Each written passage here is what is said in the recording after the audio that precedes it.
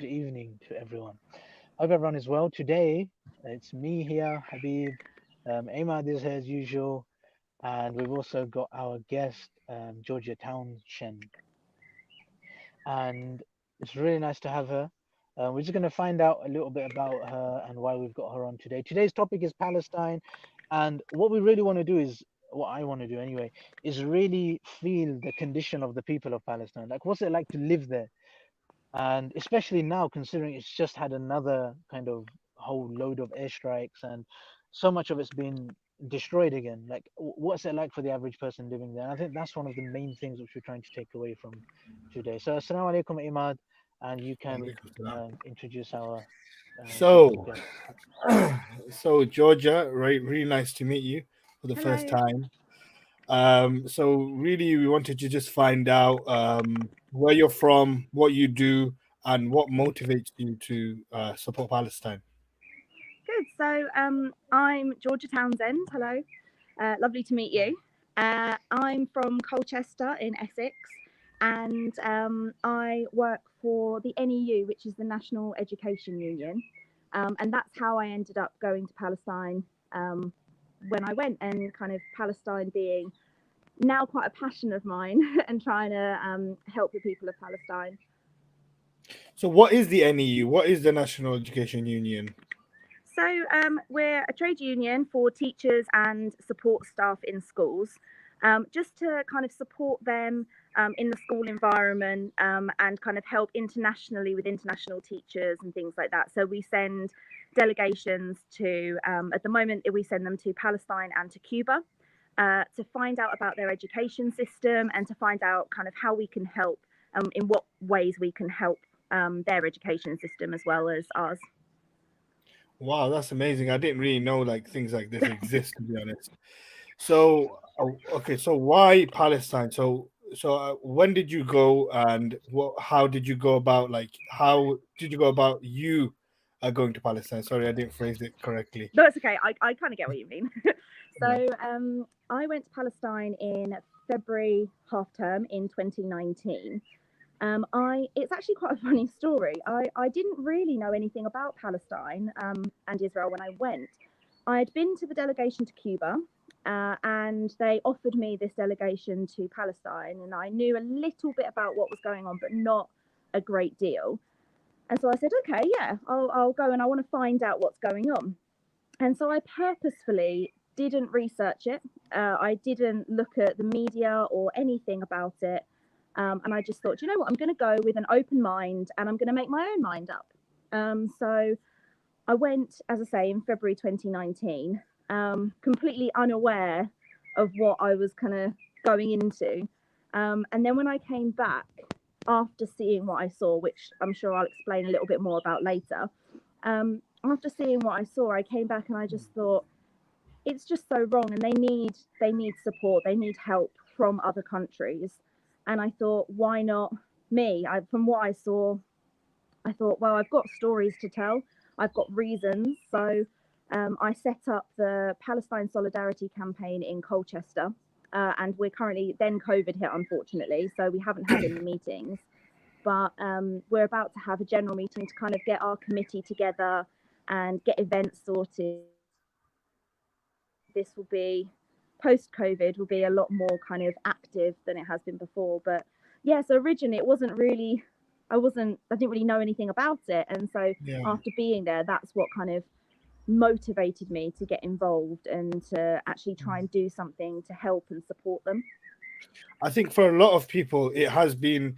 Obviously, I think people are aware that there's a conflict in the region where with Palestine and the occupied Yeah. territory, but I think it's the first time this year where loads of people, were the new, like the Generation Z, or these young people, are actually Definitely. becoming aware and trying to research the history of it.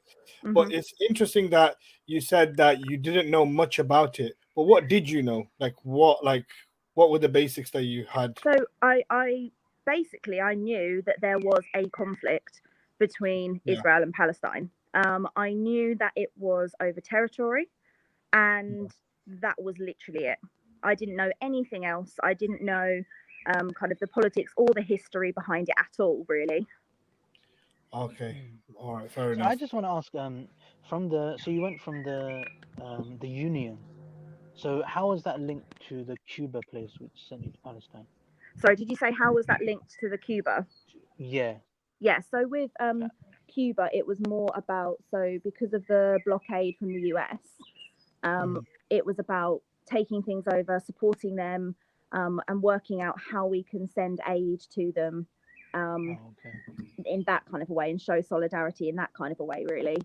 Oh, okay. So So slightly the way, different to Palestine. oh, okay. So the way you went wasn't through the Union. Yeah, it was through the union. So Oh, the it was through union, the Union. I'm actually about to go on to the executive of the union, but what it was Oh, they okay.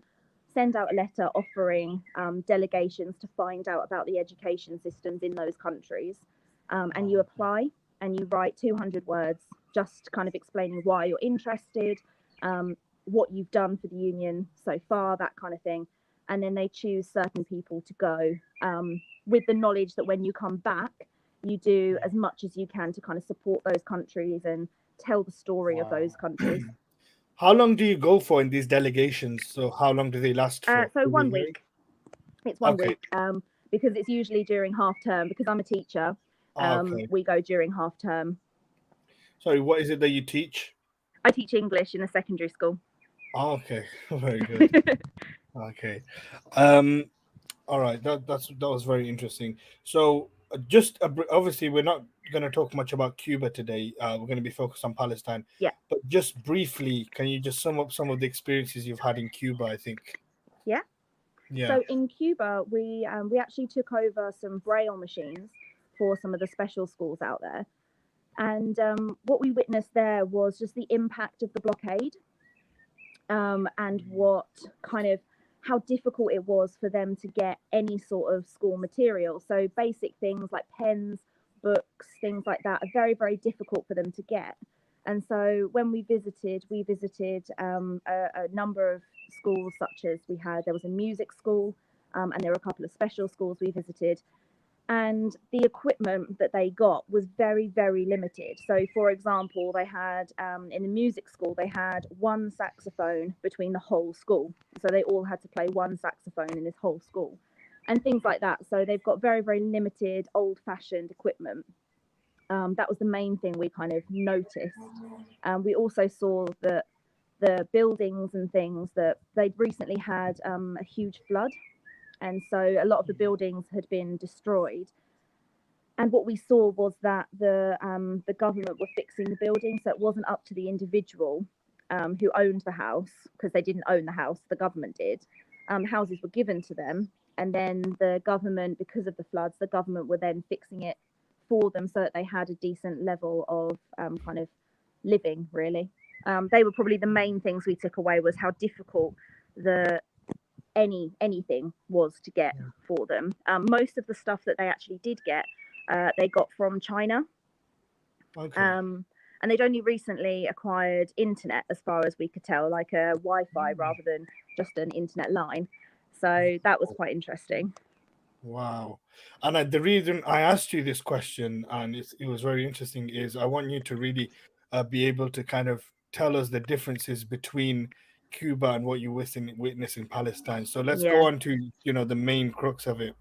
Mhm. So I know it was quite a while back, but can you just describe how you got there? What was the route you took to get into Palestine? And did you have any problems along the journey? Who you went with? Can you just explain a bit Yeah, about of that? course. So it's actually really interesting. Getting into Palestine was one of the most interesting parts, because we went to Tel Aviv, and when we got there, we had to, so we were a delegation, there was about 14 of us, and we had to pair off, because if they knew that there was a delegation going over, that was kind of quite a difficult thing. They may not have let us in. So we paired off, and kind of went through as we're going in, just to have a look around, kind of just as a leisure activity more than anything else. And once we got through, we then kind of met up again, went to the hotel, all of that kind of thing. Now, what was interesting was that Me and the person I was paired up with, we were both white, and we got through very, very easily.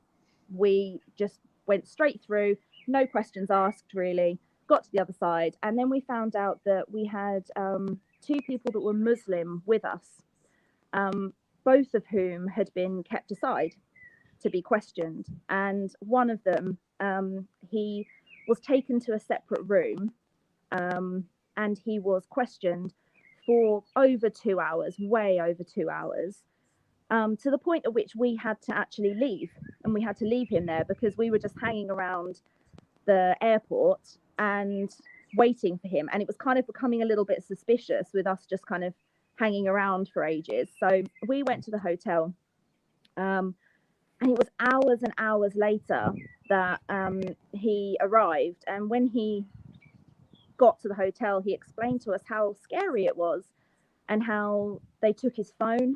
They went through the contacts on his phone, and they didn't tell him what they were doing, but they just took his phone away and started kind of rummaging through it to see what contacts he had in the country. They checked his photos and his emails, and they questioned him. And some of the questions were things like, "What's your dad's name?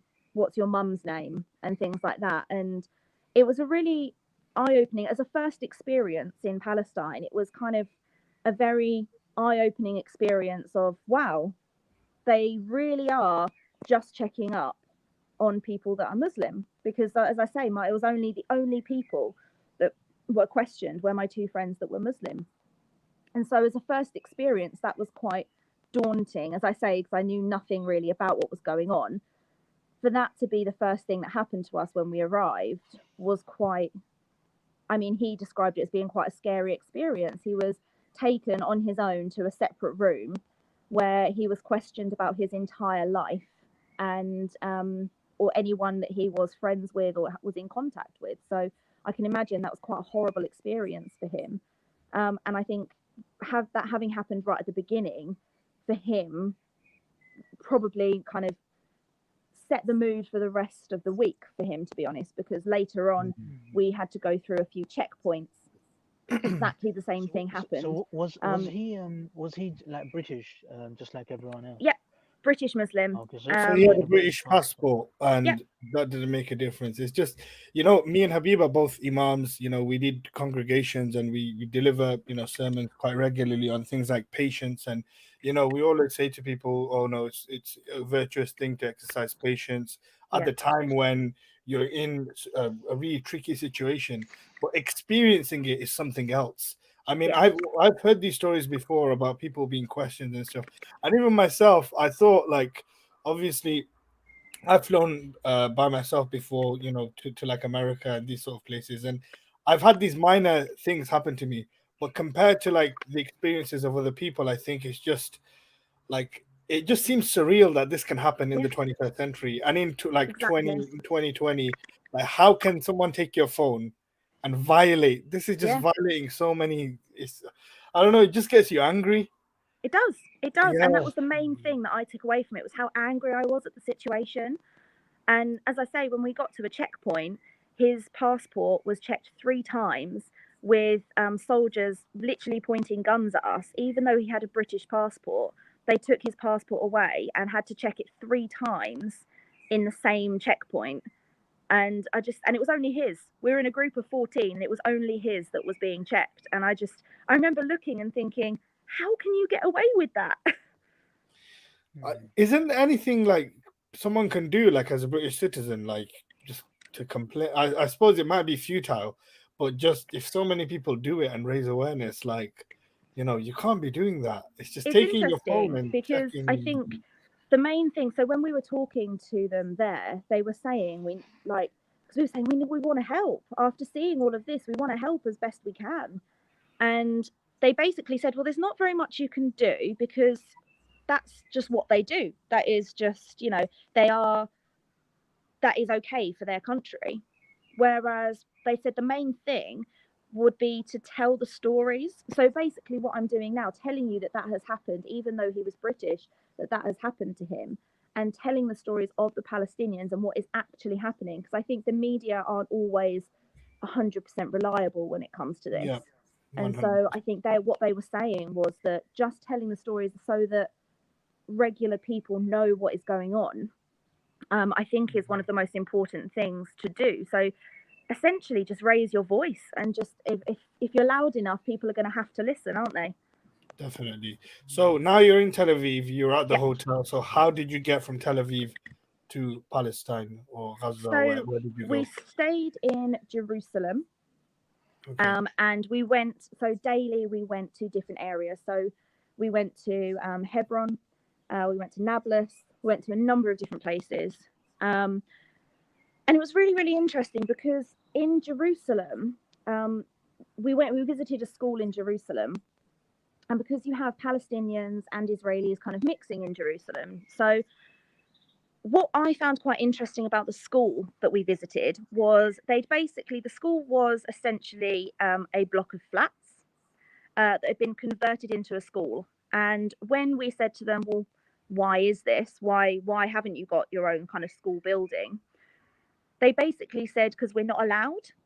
What they have to do is they have to buy up kind of flats or something like that and try and convert the different rooms into a school.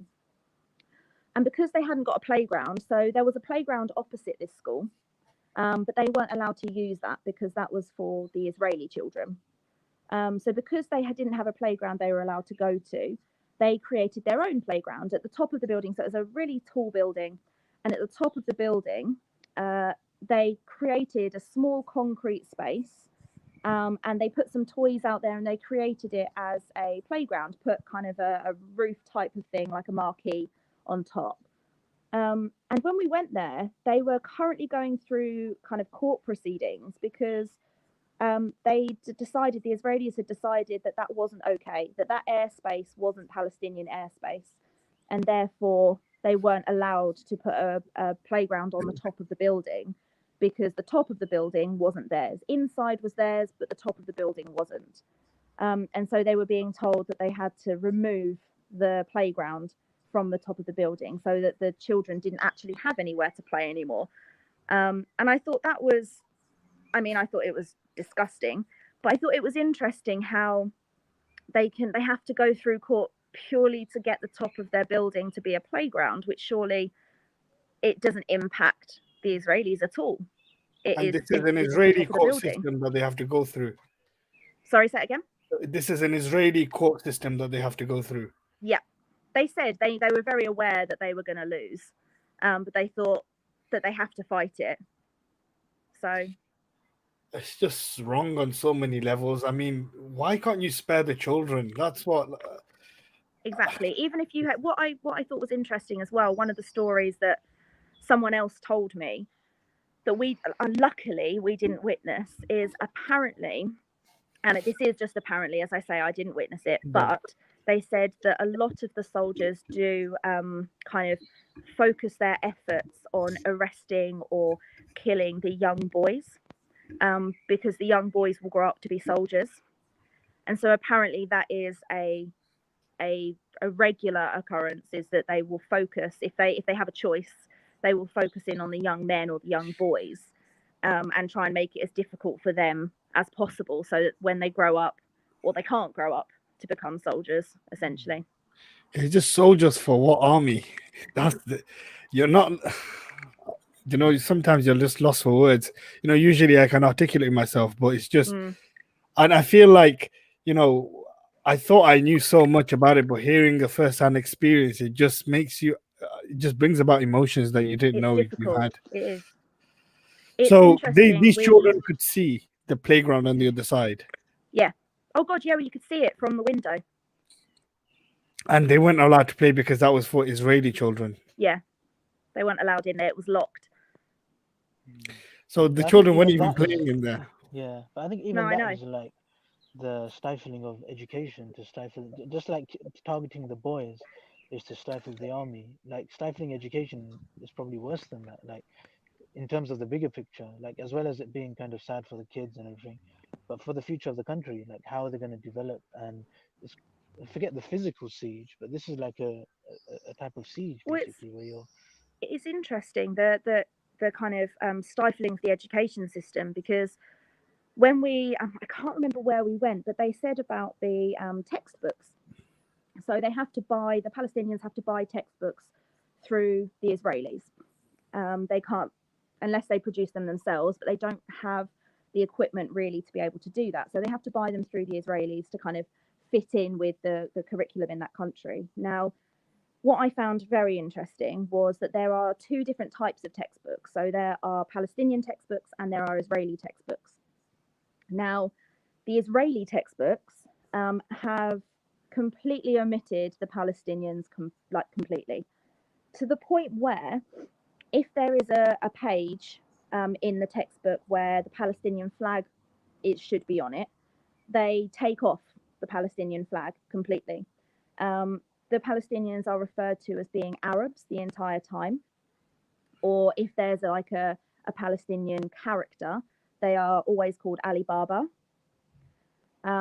If there is a whole page which is just to do with kind of the Palestinians or Palestinian history, for example, what I thought was interesting was they don't just take it out, they just blank out the page.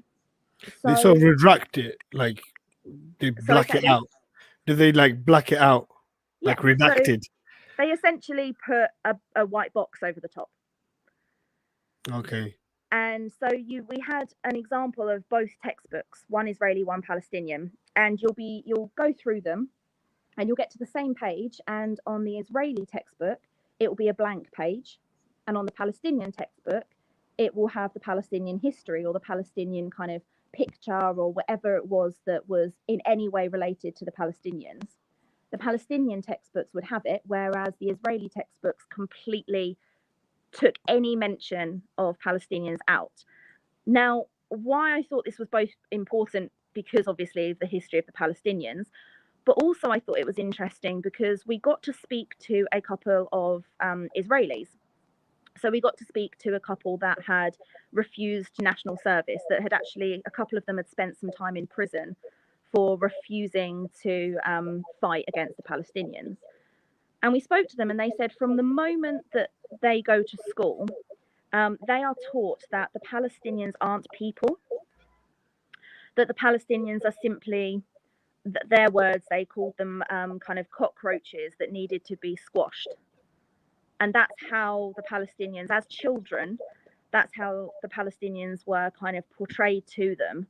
And so you can kind of see how when they get to become soldiers and they go into national service, you can almost tell why it's so easy for them to murder the Palestinians. I think because from the age of 4 or 5, they've essentially been told that the Palestinians aren't people, that they don't deserve to be alive.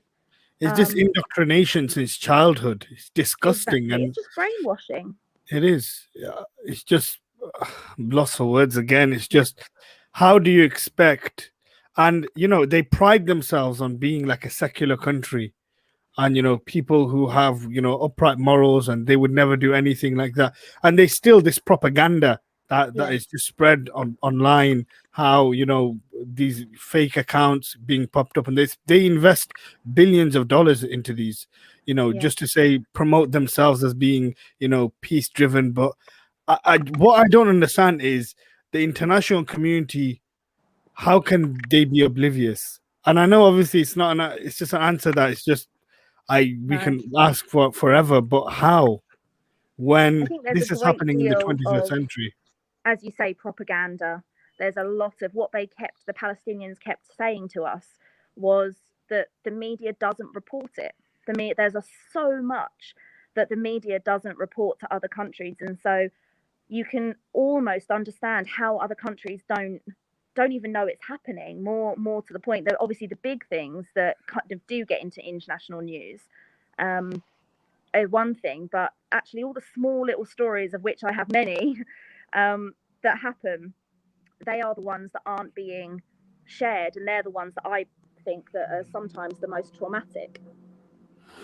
Okay, so can you tell us a bit more about those experiences? So you went to this school, was in Hebron, you mentioned, or Jerusalem? Yes, so we were in Jerusalem. One of the days we went to, I can't remember, I think it was Nablus, might have been Hebron, I can't exactly remember their place, I can't remember which day it was. But we were going to a couple of schools, And when we arrived, we were stopped and we were told, "Oh, you can't get out of the minibus." And we were like, "Oh, okay, why is that?" And they said, "Oh, there's been an attack. We just need to make sure it's safe for you." And we were like, "Okay, fine." So we waited and we were told, "Okay, so we can't go to this particular school, but we'll go to another one and we'll go back to it later." And again, we were just like, "Okay, fine."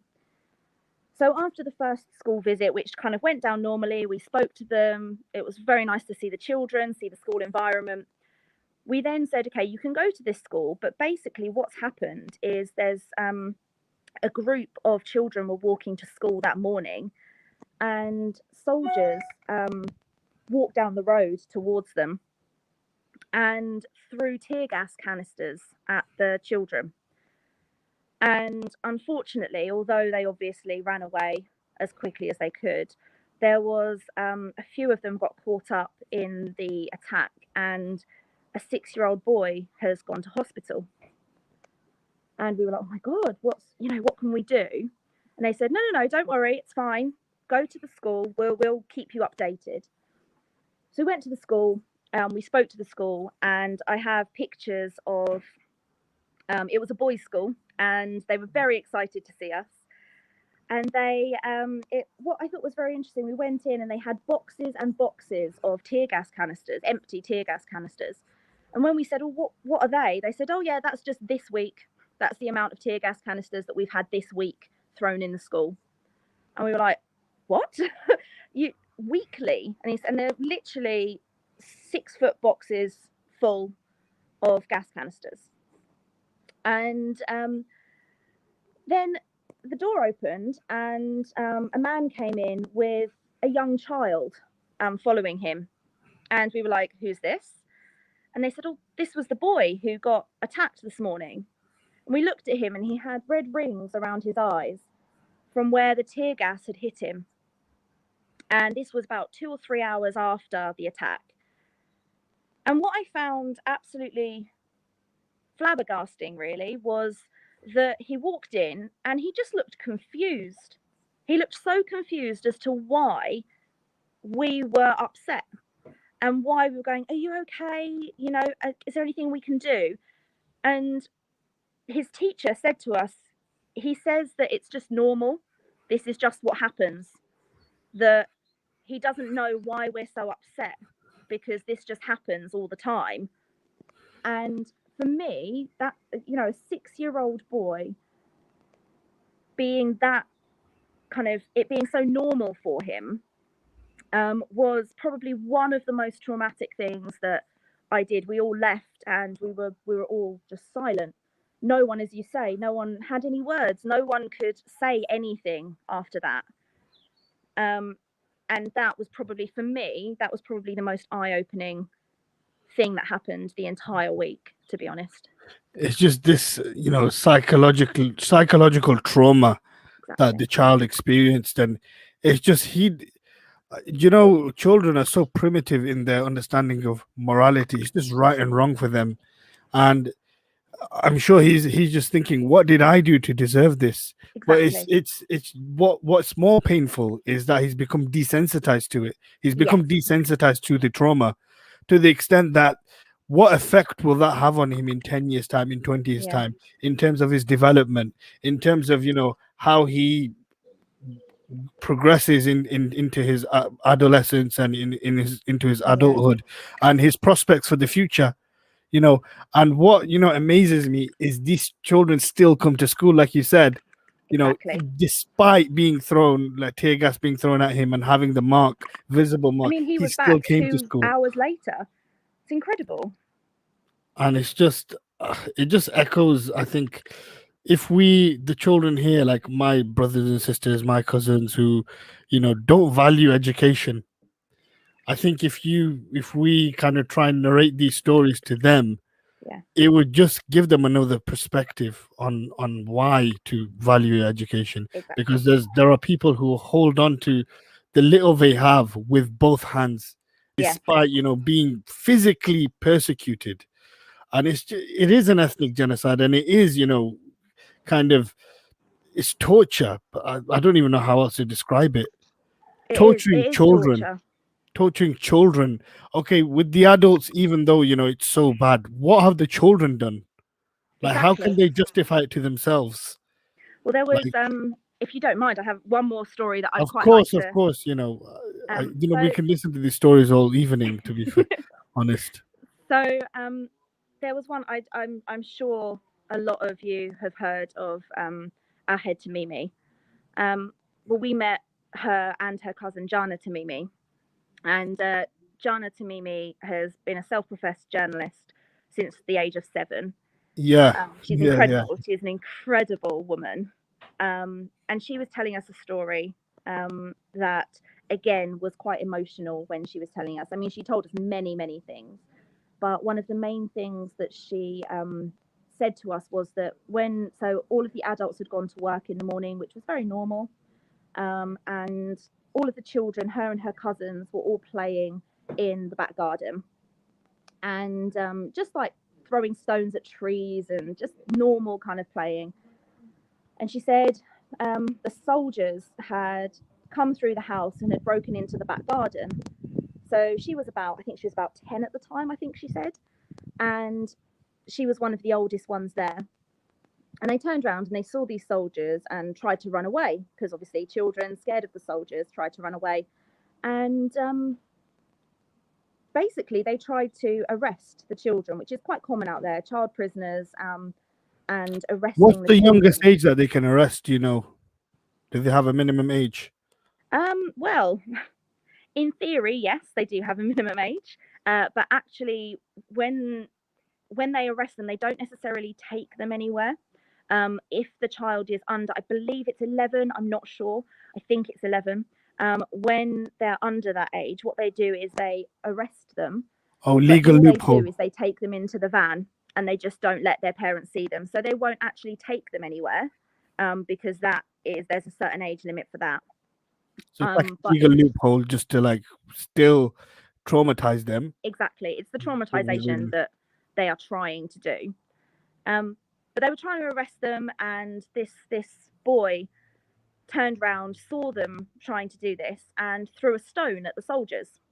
And the soldier turned round and just opened fire on the boy. Now, the boy was 4 years old. He's not going to throw a stone that is going to actually hurt. But they killed him. They murdered him. He was dead on the spot.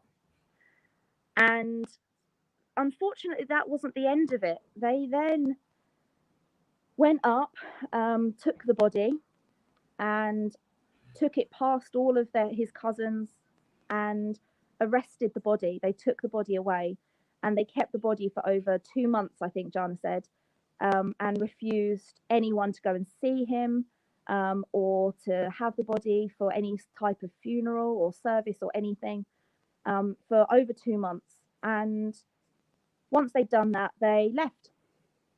And they just left the children after having witnessed that. They just left them there on their own. And I think Jana was one of the older ones there. And so they had to then contact their parents, their aunties, their uncles, and tell them what had happened. And unfortunately, also this young boy's mum and dad, they had to contact and say, yes, we were just playing in the garden. Yes, you left him this morning absolutely happy and fine. But your 4-year-old child is now dead.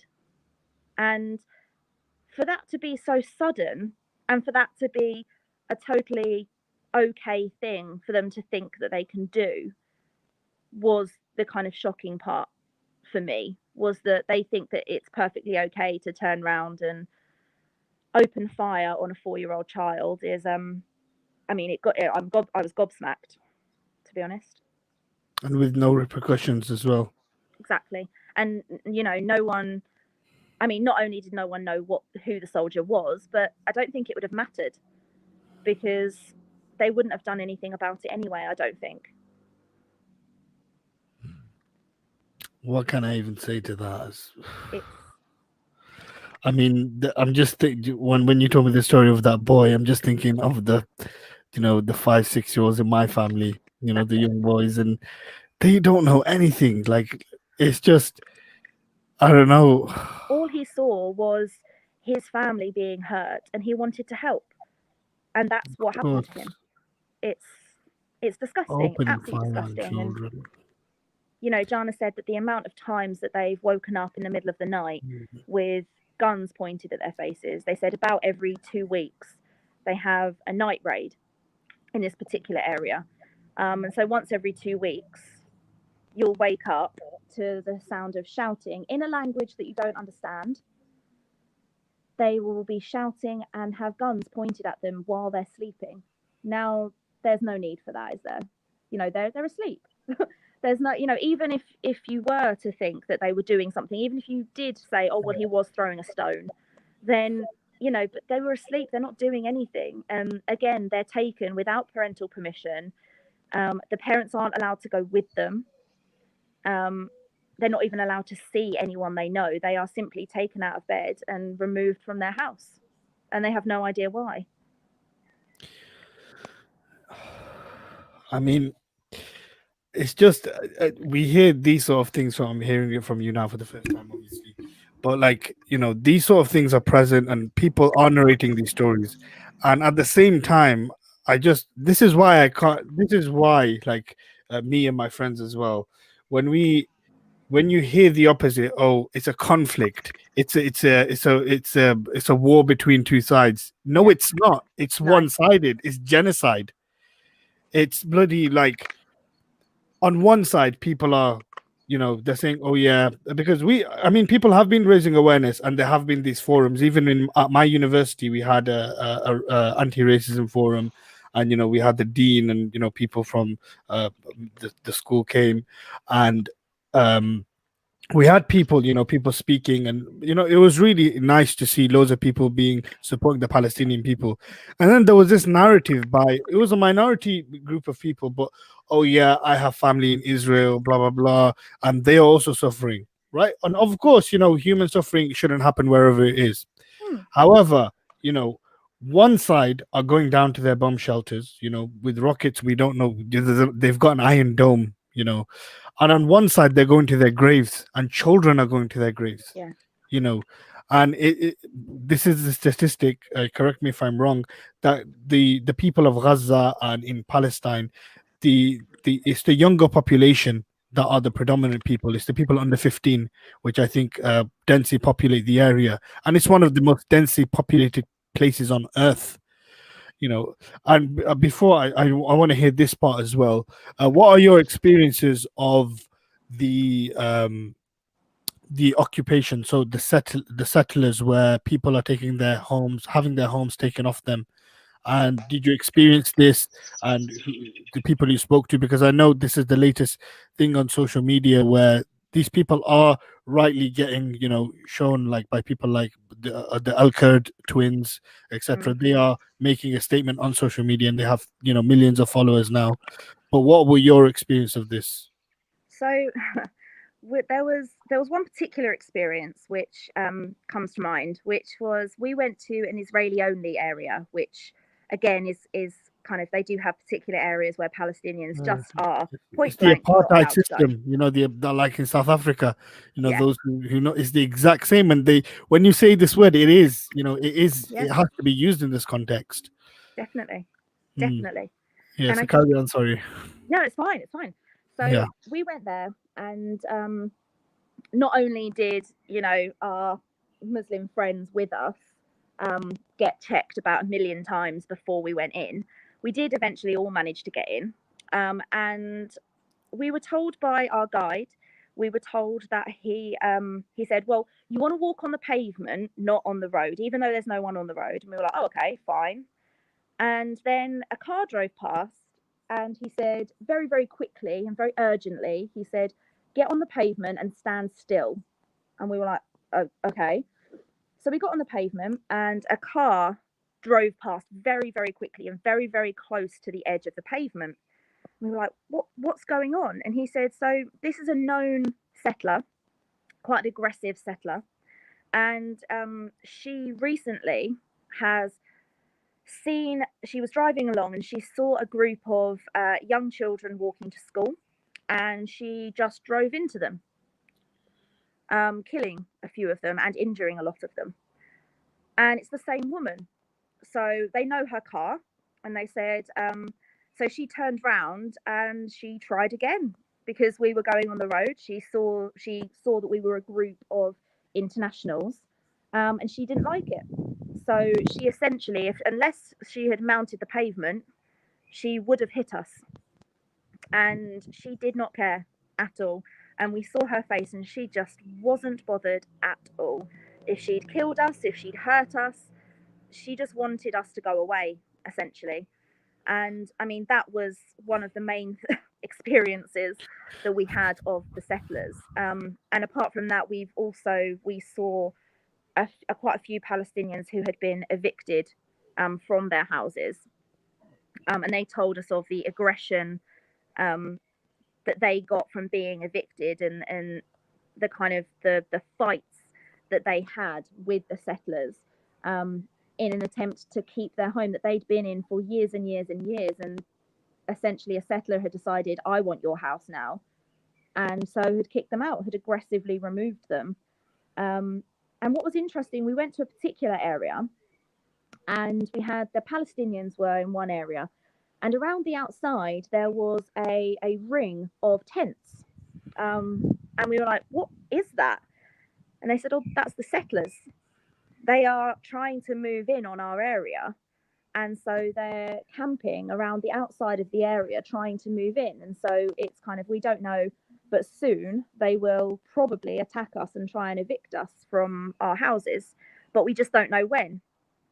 And I just thought, imagine living somewhere with that type of aggression so close to you, and you have no idea when it's going to start, when they're going to start trying to get into your home to try and attack you. And it was literally like they were living next door. It wasn't far away. It was right next door to their houses. So I wouldn't say it was good experiences of settlers that we had when we were there. Maybe through my own ignorance and naivety, I thought the British passport meant something. Unfortunately, the color of your skin and your religion does, in a world which prides itself on being, having superior morals, but the morals are still prehistoric, and it's just getting worse. And like, for example, if someone did get run over, it would quickly be covered up. And if that had happened to an Israeli in a different country, how different the situation would have been. Well, if an Israeli person, there were a number of British internationals, not from our group, but we heard of a lot of stories of British people going and trying to help Palestinians, and we saw one video of one of them just being shot. And there was nothing, obviously we haven't heard anything about that. And so it just, as you say, it's just been covered up. There's been a lot of British people and other countries as well that have been trying to help the Palestinians, and the soldiers, they don't discriminate in that way. They will just kill anyone who is helping the Palestinians. They don't care if you're British, if you're from America, if you're from anywhere. They will shoot if you're helping the Palestinians. and I just bought, just to check her name again, Rachel Corrie. Like you said, she was an American lady, in 2003. To save like the destruction of a local pharmacist, she stood in front of a bulldozer, right, as a human shield, and the guy killed her with no repercussion. And it's just, if it was the other way around, how different would things be? Exactly. And it makes you lose faith in the system. It does. Like, it makes you lose faith in your own government. So why should I go out and vote? Why should I, why should I pride myself on being, having these values, etc., when they don't mean anything in other parts of the world? It was very difficult to come home and realize that actually we're not doing anything, not really, to help them. I mean, apart from, the movements that we've got at the moment, as I say, the Palestinian Solidarity Campaign, all of the rallies and everything that we're doing. But really, in the grand scheme of things, our government, along with other people, aren't really doing a great deal to help the Palestinian cause, unfortunately. And that was quite eye-opening when we then came home after we'd seen what had happened. That was quite eye-opening and quite saddening to see when we came home. So thank you so much. I know we're nearing the end now, but thank you so much for re-enlightening us. Because at times you forget, and I think obviously through the intensity of like social media and through the Israeli propaganda as well, they try and make the media forget about these things by Yeah, these divergent techniques, by these false trying to divert the news elsewhere. But it's important that we rekindle the energy that we had in the beginning for Palestine. And those people who definitely. are the first time they're trying to, promote this activism and do things about it, it's important that we keep this flame going, this flame Yeah, of humanity. It's not just, I'm Muslim, that's why I'm supporting the Palestinian people. It's a human thing to do. And I think that's, I've seen this with even my non Muslim friends as well, who get it, that it's just wrong. it's a And humanitarian issue. It's yeah, not. I mean, it it is is. also a political issue, but for me, it's a humanitarian issue. It's about a basic human rights. And even myself, right? A few weeks ago, or when things were at the most intense, and it seems like they're not intense now, but I 100% know they still are. But it's just they're Yeah, being underreported, and yeah, Twitter and these the social media platforms are owned by Zionist people, so they are trying to block the hashtags. They are trying to block the news from reaching us in the West. But these things are still going on, and then we feel a bit lazy because my personal goal was, I didn't really tell anyone, my own personal goal was, even if I can't do anything, at least daily, I'm going to send something to someone about Palestine. I'm going to yeah, tweet about it. I'm going to put it on Facebook. I'm going to, send a WhatsApp message. But yeah. then you get lazy because you think, oh, no one else is doing it. But that's why thank you so much for the reminder for myself as well to keep on No, going no and worries. keep on doing what I can do in my capacity. So just to sum up, what can people do? What can So, people do to help the people of I was thinking Palestine? a lot about this, and firstly, the Palestinians that we met out there was a resounding tell our story was the main thing that we can do to help, is to tell the stories of the Palestinians, for us to tell what we saw, but also for everybody who may be listening to this or has heard me speak before, to tell other people any sort of conversation. I mean, as I say, I'm a teacher. I will bring it into conversations as much as I can while I'm at school and things like that. So that was the main thing that the Palestinians want us to do. The only other thing that I was thinking about, there are two main things. So there was that, and the second one is to boycott Israeli products as much as possible. I know that it isn't like possible, it's not realistic to boycott everything from Israel, because I mean, if you look at the list, it's almost everything that we have on a daily basis. However, things like fruit and veg, there might be some from Israel and some from other countries. So if you can, get them from the other countries instead, because all of that is funding anti-Palestinian things, like all of the kind of the tear gas and everything. It's just that's what's funding it. And so I think those are the two, for me, they're the things that I try and keep in my mind as much as possible. So just tell your story, tell their stories, and boycott as many products as possible if you can. I heard this video of this young child, could probably be 5 or 6 years of age, who's lost her entire family, and she's saying on the video, and she says, "Akhbirullah bi kulli shay," I'm gonna tell Allah everything, and at that point, later on, I found out this girl died as well. It's just, I don't know what to say. It's just really infuriating to think that we're not Yeah, doing enough. We're not doing anything, to be fair. But the little we can do, I think it's really important that we encourage everyone.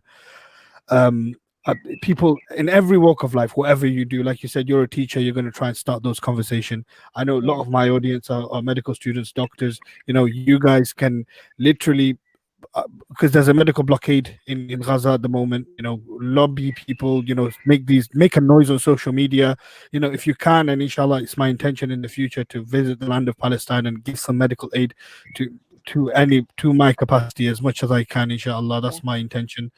And literally, whatever walk of life you are in and whatever profession you are in, there is something you can do. And if you can't do anything, it's just literally make a prayer for them, do dua for them. That's exactly. that's a that's the minimum thing you can do, I think. So Habib's been really quiet. Yeah, I think he's just taking it in because It is a lot to take in. I mean, there was a lot of it is silence really on to our take trip. in. Yeah, and I think it's the silence that provoke this reflection. And it's just Mm, figuring out what we can do, figuring out, trying our best. The boycott is something that I'm trying to do personally as well, and I'm encouraging my entire family to do, and all my friends to do as well. Yeah. Just raising awareness, doing whatever little you can, continuing this flame on social media, you know.